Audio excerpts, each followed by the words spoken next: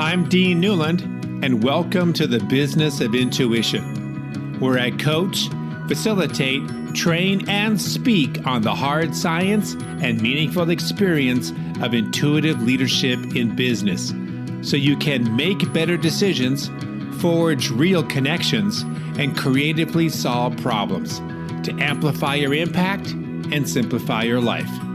Welcome to the Business of Intuition. From surviving a harrowing plane crash to revolutionizing the B2B phone industry, my next guest's journey is indeed a testament to the power of resilience and innovation. Our discussion unearthed profound insights into how adversities can catalyze transformative business strategies and personal growth. My guest's story really begins with a life-threatening plane crash, an event that, despite its initial overshadowing by his busy life, later became a pivotal moment of reflection and resilience. This resilience fueled his transformation and transition from a burned out DJ spitting tracks at 383 gigs in a year to the visionary founder of a successful phone company. His name is Peter Schroeder, and Peter is a groundbreaking force in music, entrepreneurship, and technology. As a multi-award-winning DJ and visionary founder of Telzio, a unified communications company, he has redefined work and communication, making tasks seamless and efficient. With over 2 decades of innovation, Peter has collaborated with industry giants like Facebook, Samsung, and Airbnb. And from a young age, Peter captivated audiences as a radio host and appeared on popular TV shows in Denmark. He founded Scandinavia's largest artist community at just the age of 14 years, and later selling it to pursue his passion for music. As one of Denmark's top DJs, he earned over 20 platinum records, 40 gold records, and a triple nomination for the prestigious Danish DJ Awards. Peter Schroeder on the Business of Intuition. So I think one of the great benefits of having a podcast is that you get to meet some really amazing people and hear some amazing stories that then we can take some of those lessons learned and apply it in our own leadership with our own teams and our own companies. I've got Peter here who's got this really wild story, man. I can't wait to hear about it. But when I got your information, I said, wait a minute, am I actually reading this correctly? You fell out of a plane? So tell us the story about falling out of a plane. And then I think we would love to start with that, but also what did you learn and how can we possibly apply some of that into our day-to-day business life? Yeah, well, first of all, I didn't fall out of a plane. It just crashed. It crashed. Well, okay. Well, the right word. Crashing is also pretty intense. Yeah. Yeah. That's the thing, right? It's so it was like a little commuter turboprop, not that little really. I think there's room for 80 people or something like that. And then as we were about to land, we were told over the speakers that they couldn't get that little lamp to come on that shows that the landing gears are locked in place. So we circled around for an hour and a half or something like that. And eventually they had prepared enough and burned some fuel to try and make an attempt to land. And then the landing gear did collapse and we got off the runway, circled around a couple of times, and the propeller went through the fuselage, and it was a mess. But no one died. There was one lady broke her arm or something like that, and then that was really it. Got a little scruffs here and there. And I was actually on a plane later that same evening. Wow! And the funny thing is, I forgot about it, and I should probably talk to some professional about that because it came up like maybe a couple of years ago. This was back in 2010. It happened, and then a couple of years ago, came up doing a dinner conversation with some friends, and I was like, "Oh yeah, wait a minute, I was on that plane." That was you weird. Really just blotted it out? You just stopped thinking about it? I think so. I think so. I was so busy during that time, and I was on a plane later the same evening out on a DJ gig in Germany. So I had to just keep trucking. Right. I completely blocked it out. Yeah. So do you remember what it felt like when you knew that this plane was in trouble? Like, was there a sense like this could be it, and my number has been drawn, or did you always have trust that you would land safely? What was your thinking?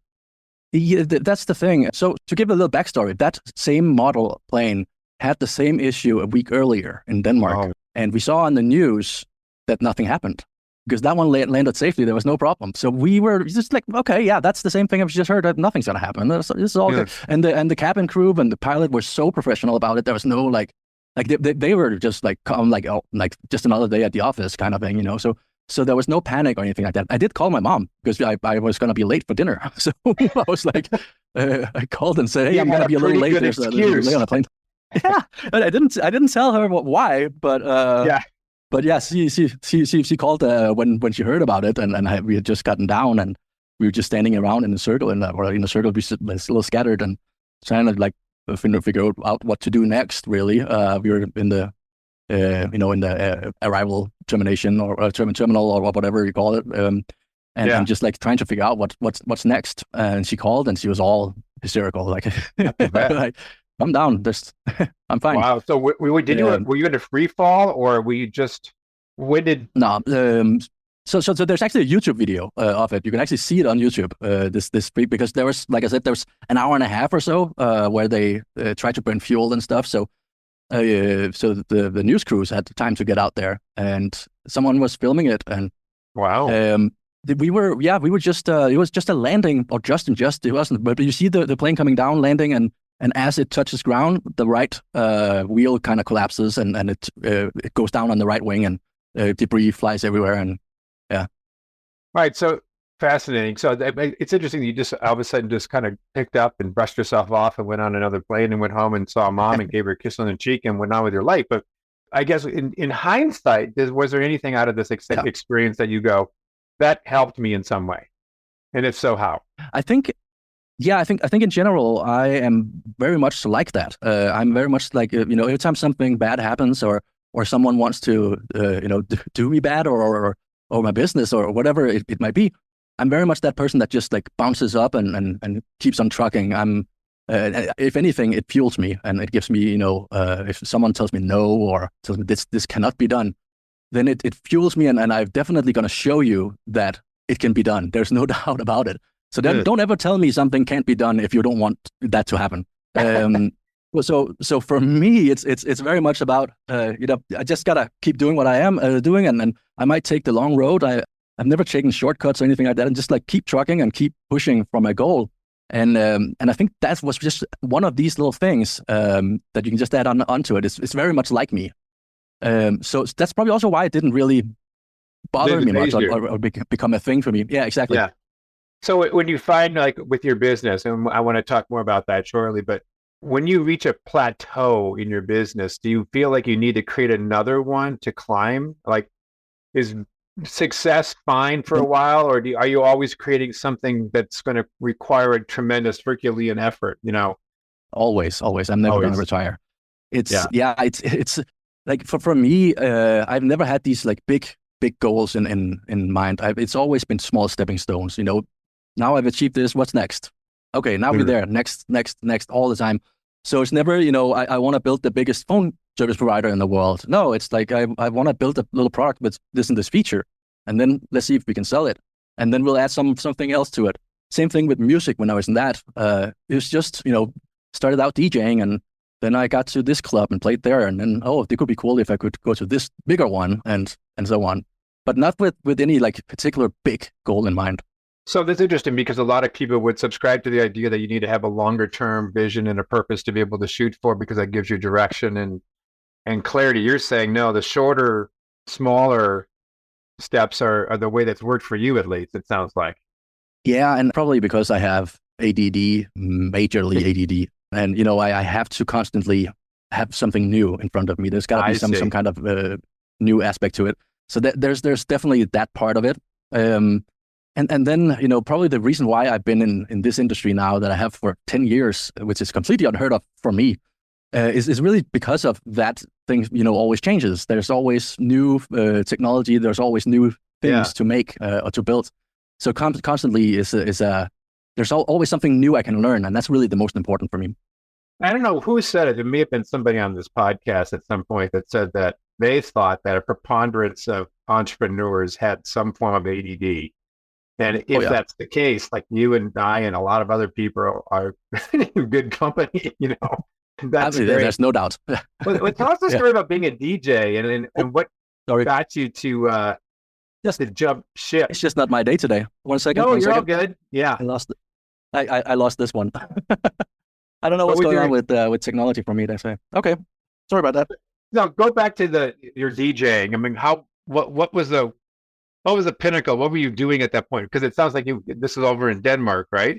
Mm-hmm, and then how did you jump ship from doing that to, starting your current company? Yeah. So this was right before that, actually. So the crash happened in 2010, and around 2011 and 12, within 12 months, I played 383 gigs in 1 year, basically. And I burned completely out. Yeah, as a DJ. Yeah, exactly. Yeah. And I completely burned out on that. I was never home. It was, more than one a day, typically 3 gigs in a day, and then a little bit of travel. And it was just not fun anymore. I was playing the same tracks over and over. And I didn't have time to make new music. And again, because of the ADD thing, I have to have everything neatly arranged and everything plugged in my studio and be in the right mood to be creative. I can't just be on my laptop in a hotel like a lot of my friends are when they make their music. So I hadn't made anything for a year. So I was, falling behind. And I told my manager, hey, I need a little break from playing gigs, and I need to make new music and get all that going. So while I was doing that, I started messing with an idea I had for a portal where DJs and producers could share music and in a certain way. And I needed a phone system, like a support line for that. Like a queue with phone menus and all that kind of stuff. And I couldn't find anything out of the box that was good or affordable, and that kind of checked all my boxes. So I was like, okay, I'll just build it myself. Typical ADD again. Yeah. And I started coding that thing, and now it's been 10 years I've been coding on it. Had you been a coder before? Had you ever known how to do that? Yeah. You had done some of that. Yeah, so I started coding when I was 6 years old or something like that, when I started writing code. What's that? Were you self-taught? Yeah. I'm self-taught with everything. I dropped out of high school. I'm very, very good at. But you don't have a high school diploma? No, I don't. Again, probably also a very significant ADD trait. I was completely over the school thing, and I was told all the way, through all classes that, all years that, I'm very, very good in school and I get straight A's, but only for the things I'm interested in. Yes. And it's, so that's just what it is. And but at that time, when I was I think 14, I had already built my first website. This was back in 1998, where I built a website where artists could share art. This was like for drawing and painting and that kind of stuff. I had some friends that were good at that, and that had grown to be Scandinavia's biggest community. Basically a social media before that even was a thing. And I sold that when I was 18, when I started wanting to be a DJ more professionally. So I'd always, been a nerd. And even when I was doing music, I started a record label and was writing the software for keeping track of the releases and that kind of stuff. So it was not new to me, let me say it like that. So all this is taking place in Denmark? Yeah. Well, so DJing was like all over the world, pretty much. Okay, all right. So you also I understand, became a father of twins. Yeah. When did this happen? That's 2 years ago. 2 years ago. So I'm a very tired man. Okay, got it. And all right. So congratulations on that. That's a whole nother journey. Yeah. So when did you? So now you live in LA. Is that correct? Yeah.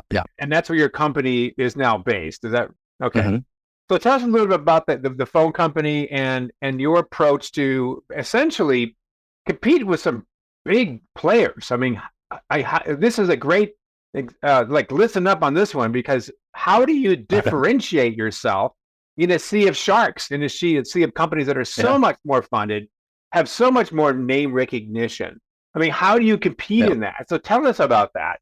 It's not a logical thing to do or decision to make a phone company. And not only that, but not have any money. And the thing was, when we started out, so I started the company with my wife. We had just met each other back then. And we thought, like everyone else, I think, we need to go out and get $200 million investments, and then everything will be great, right? That's what you do when you have a tech company. And it turns out that, first of all, it's really, very hard to get people to invest in a phone company, especially because of the things you just mentioned. And second of all, who's going to invest in a couple who just met? So that was tough in the first couple of years. So we've cashed in her 401k. I didn't have any money left, so cashed in her 401k, and we got started on that, and took it from there. In this beginning, we really just didn't focus so much about trying to compete against, let's say, Verizon or AT&T.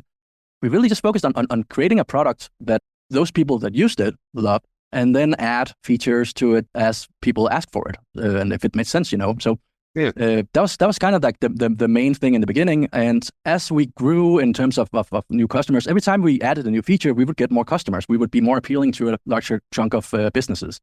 And so that's pretty much what we've been doing since then. We have only gotten customers from really good SEO and word of mouth. We've never spent $1 on advertising, because one thing is it would probably be great to do that, but it's very, very expensive in our industry. Like $700 per click for an ad on Google. I hear you. And the math adds up, because customers stay for so long, pay so and so much per month, but we didn't have that money to pay for the customers upfront in that way. So we had to just be really good at SEO and get our customers organically, and that's what we did. We just figured out how to do that. So again, your company is called Telzio, correct? Telzio. Telzio, and it's a cloud-based phone system or company. So am I correct in that? Yeah. And so exactly. If you take a look at like Verizon, everyone's got Verizon. What's the differentiator between you and a large company, or is there one? Yeah, well, yes and no. So at the end of the day, it's a phone service, and it's a business phone service, so targeted businesses, and it has all the features that everyone else has. And of course, we are trying to add the new things before everyone else. There's a couple of features that we started out with and that everyone else copied eventually. But at the end of the day, it is a pretty boring industry. There's not a lot going on. Well, there is now with AI and stuff, but it's a place where you can really differentiate yourself a lot. What we have done though is we build it ourselves in-house. So we are fully in control of everything we do. That also means that we are in control of stability and that kind of stuff. So where our competitors promise 99.999% uptime, that adds out to is it 8 hours a year or something like that? That's pretty bad, especially for a business. We haven't been down since 2016, not a single minute. And that's really because we are in control, right? We can fix things and make sure that it's stable. That's one thing. But I think the most important is really our approach to billing, because I think it's my Danish background probably, but this whole thing about having, first of all, you pay per user. So you also pay for the ones that don't really use the product. That's a very typical thing in our industry. You pay a flat fee per user. Yes. But then there's different plans for startups and enterprises, and you have to have the enterprise plan to get those features that you really need. Yes. And that's not fair to me. Why is it that enterprises that can afford to pay those things are the only ones that get those features? So the ones that already made it, they are getting rewarded, right? They get everything, and the startups, they don't get anything. That just doesn't sit well with me. So what we did was, and people were telling us we were crazy in the beginning, and we probably were back then, but we decided to say, okay, we just charge for the minutes and the text you pay, you send and receive and all that, but no different plans for features and no unlimited plans. You just what you use. And you get all the features, the same one as Facebook and Samsung, which are some of our customers. They get the same features as you do as a startup with 2 employees. I remember the days when cell phones came out. It was sort of it was all based on the number of minutes, and you couldn't go above a certain amount, and it was expensive. It was based on data amounts a lot more. So we're kind of going back to that, but with all the features that the big boys have. Yeah. But think about it. You also don't pay for electricity and water per employee, right? You pay for what you use. Exactly. And when you add this up, if you take our minute rate and add it up to what you get, it's actually less than what you would pay with our competitors. But I gotta ask. So what about coverage? Is it have the same sort of coverage as you would? Again, I have to compare with Verizon because that's what we use. Am I going to get the same sort of clarity as I would with you guys? Yeah, completely. And we have worldwide coverage. Anywhere there's internet. Everywhere there's internet. That's the only. Yeah, exactly. Yeah. Right. If I don't have internet, that also means that. Yeah, and that also means that you can take your phone with you, or use your cell phone and mobile app or your laptop anywhere in the world and receive calls. Or if you have employees somewhere else in the world, you can still have them on it and have them answer your phone for you. But again, if I'm not connected to the internet, because there is no internet where I am, obviously it wouldn't work. Yeah, but then your phone also wouldn't work, your cell phone. Well, with your cell phone is going to be on a different different network, though. It won't be on the internet. Well, yeah, but most cell phones are on the internet.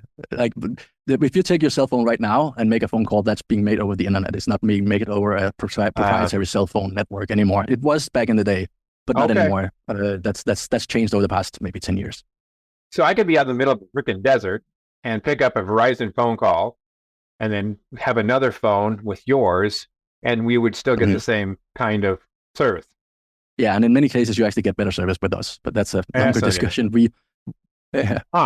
Interesting. Okay, all right, this is very interesting. So I want to talk a little bit about this differentiation thing, because I'm going to make some analogies here. I mean, like, companies that might be listening to this conversation might be interested from sort of a marketing perspective. You know, how do we differentiate in a crowded market? But I also think that there could be something on the individual level, like how do I differentiate myself as a leader, as a person, when there's so many other people do what I do? And I think that's always a struggle that people have. So how have you been able to differentiate your company? And you say that you've been doing it without paying for advertisement. That's fascinating. What's your process? Make a good product. That's really the main thing for me. But how do people get to know about your great product, though? So those of you who are not seeing this conversation, so I'm talking to Peter, and he has got one of the most kick-ass studio images that I've ever seen in 2.5 years of doing this podcast. It is slick. And you and I talked before we started this conversation and hit the live button. He's got cameras and lighting. It is like a little Hollywood studio, I'm assuming, right? You probably put a few bucks into this. But I got to tell you, my friend, it looks phenomenal. So is that part of your strategy? Is this content? And I guess, what is are you doing a lot of podcasts? Are you doing TikTok? Are you on social media? What is the way that you're getting the word out, aside from just having a great product? Yeah, well, I think it really boils down to the great product thing, because when it started out, it was really about getting a few customers and not try to compete with the big guys. We really just took that out of our heads and said, okay, we can't compete. There's no way we can compete, because we don't have a product yet that has the same features. We don't have anything compared. So we really just focused on creating a product that has the features that some people wanted, and then get those customers to sign up. And in the beginning, it was really just writing about it on some message boards and stuff like that. All we could do. And eventually, our SEO and our website started picking up traction in terms of adding the right content and figuring out how do you actually do SEO. And there's a lot of resources on how you do that, but it takes a long time. The reason why we have the studio is really also just because of the whole SEO thing. And that's changed over, since we started 10 years ago. Back then, it was just about having a website that creates, that has the right things that people search for, and a lot of keywords in there and so on. And that's changed now. You can't fake that anymore. You can't just make a lot of content and write certain things many times on a page. That doesn't work. Google is too smart. Google, looks at how can I best provide my search or my visitors with the best content or the most accurate content in terms of what they search for. Because if I do that, then searchers will use Google to do their searches. So that's the whole game plan. The better the engine is and the more accurate results it supplies, the better it is for the end user.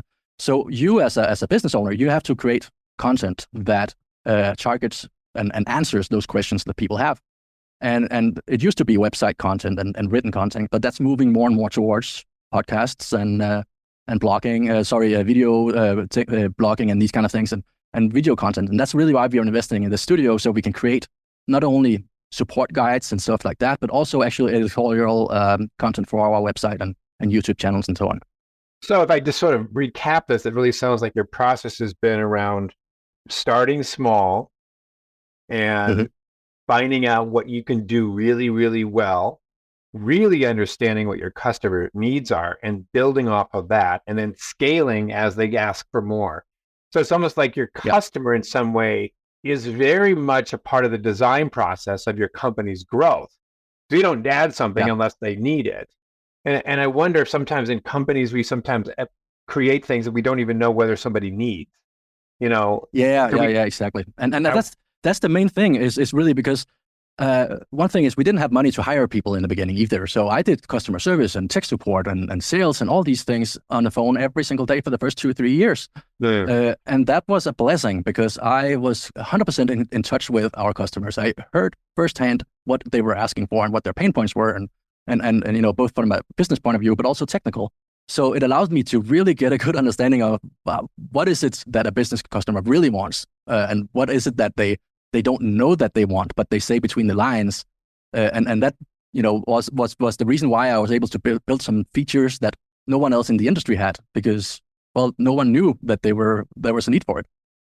I get it. So you mentioned that some of the challenges that came to you, you know, like the plane crash, having children, wonderful additions to one's life, but it's a challenge, right? Working in a company that has a lot of competition. Yeah. You know, you've been a master at being able to overcome challenges that come to you. What sort of challenges have you created that you wish you hadn't? Meaning, what were your big mistakes that like, yep, that was me. Yeah. I did that and I learned from it. What was the mistakes and what did you learn from? So when I was in my 20s, that was before I understood. First of all, I didn't have a diagnosis back then called ADD, right? That wasn't even invented back then. Right. So when I was in my early 20s, I was having a lot of success with my music career, and I had just started my record label, and I was basically doing everything that I felt like doing, and it was fun to me. And at the same time, saying yes to everything that people ask for. And I started burning a lot of bridges because of that, because you only have 24 hours a day. And saying yes to doing something is good, but if you don't follow through, if you have too much on your plate and you can't follow through, then it's actually worse than saying no in the first place. And I didn't understand that back then. So I had way too much to do and I couldn't do all of it. And then all of a sudden nothing was getting done and it was a mess. And luckily I had an booking agent. She pulled me aside and said, "Hey, Peter, what's going on? What's this? This is not like you."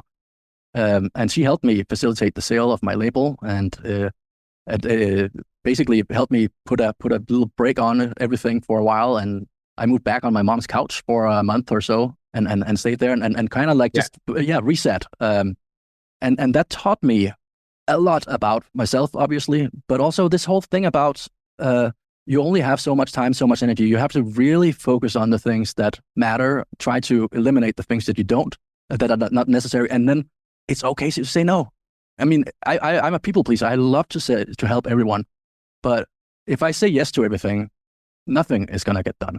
So it's better to say no. And you bring up a really great point, Peter. And I've had these conversations with leaders for years that it seems almost like you could, set your watch to this, that at a certain point in a young leader's progression, they start to get really good at something and they start getting noticed. And all of a sudden they've made it in terms of the credibility factor. And now the whole process of them saying yes to everything becomes the very thing that can bring them down. In that now everybody wants a piece of them and they get all this extra work because they've proven themselves to say yes to all these other things.